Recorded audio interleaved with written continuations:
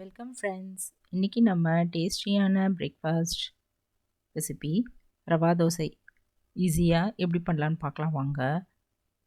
நம்மள்ட்ட ரவையும் கொஞ்சமாக அரிசி மாவு இருந்தால் போதுங்க. இந்த டிஷ் நம்ம பண்ணிடலாம். ஈஸியாக இது 1/2 ஹவருக்குள்ளே பண்ணி கொடுத்துர்லாங்க. வாங்க இப்போ டேஸ்டியான இந்த ரெசிபி பார்க்குறதுக்கு முன்னாடி என்னோடய சேனலை சப்ஸ்கிரைப் பண்ணாதவங்களாம் பண்ணிவிட்டு பக்கத்தில் இருக்கிற பெல் ஐக்கானையும் கிளிக் பண்ண மறந்துடாதீங்க. இப்போ எப்படி பண்ணலான்னு பார்க்கலாம். ஒரு பாத்திரம் எடுத்துகிட்டு அதில் நான் 1 கப் ரவை, வறுத்த ரவை எடுத்துட்டேங்க. அதை இதில் போட்டுட்டு தண்ணி ஊற்றி நல்லா ஊற வச்சுக்கலாம். கரெக்டாக ஒரு 1/2 ஹவர் வரைக்கும் ஊறட்டோங்க. மூடி வச்சிடலாம்.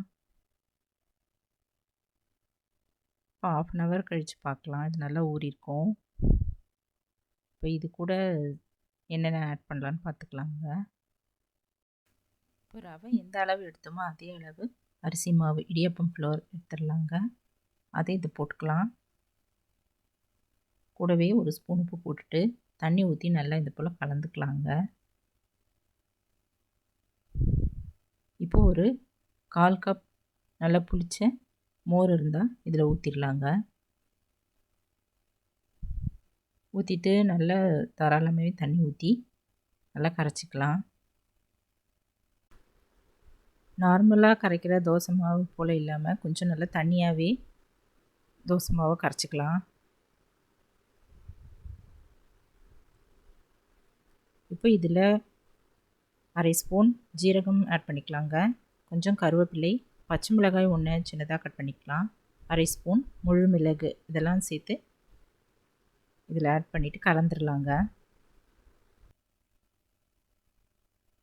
இப்போ இது மேலே கொஞ்சமாக நம்ம வெங்காயம் கொஞ்சம் வதக்கி போட்டுடலாங்க. அடுப்பில் ஒரு கரண்டி போட்டுட்டு தாளிக்கிற கரண்டி போட்டு எண்ணெய் ஊற்றிட்டு பெருங்காயம், கடுகு போட்டு தாளிச்சிடலாங்க. நான் ஒரு வெங்காயம் நல்லா பொடியாக அரிஞ்சு வச்சுருந்தேங்க. அதையும் போட்டுட்டு வதக்கிக்கலாம்.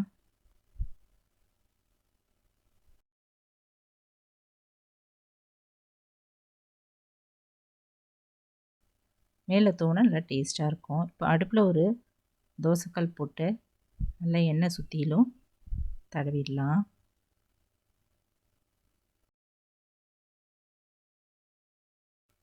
இப்போ கல் நல்லா காஞ்சதும் நம்ம மாவு எடுத்து ஒரு கரண்டி இப்படி சுற்றிலையும் ஊற்றிடலாங்க. ஓரத்துலேருந்து ஸ்டார்ட் பண்ணி சென்ட்ரல் அப்படி ஊற்றிடலாம். மேலே கொஞ்சம் வதக்கின இந்த வெங்காயம் தூவிடலாங்க.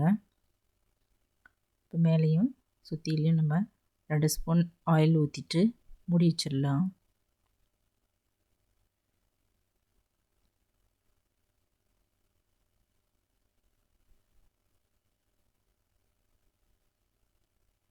ரெண்டு நிமிஷம் வரைக்கும் நல்லா வேகட்டோங்க. இப்போ நல்லா வெந்திருக்கும். இப்போ நம்ம தோசை திருப்பியால் ஓரம் அப்படி எடுத்து விட்டுடலாங்க. ஒரு பக்கம் எடுத்துகிட்டு ஃபோல்ட் பண்ணிக்கலாம், மடித்து விட்டுடலாம். மடிச்சுட்டு இப்போ இதை அப்படி எடுத்துடலாங்க. தோசை இப்போ அருமையான ரவா தோசை தயாராகிடுச்சுங்க.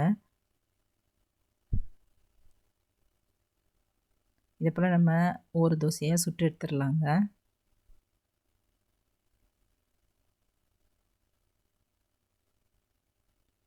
நல்லா இதில் லைட்டாக அந்த புளிப்பான மோர் ஊற்றுனதால் ரொம்ப அருமையாக இருந்துச்சு.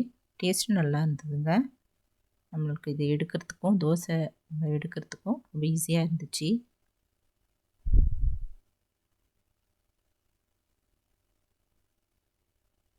இதுக்கு சைட் டிஷ் நான் தேங்காய் சட்னி அரைச்சிருந்தேங்க. தக்காளி சட்னி கூட நம்ம இதை அரைச்சிக்கலாம்.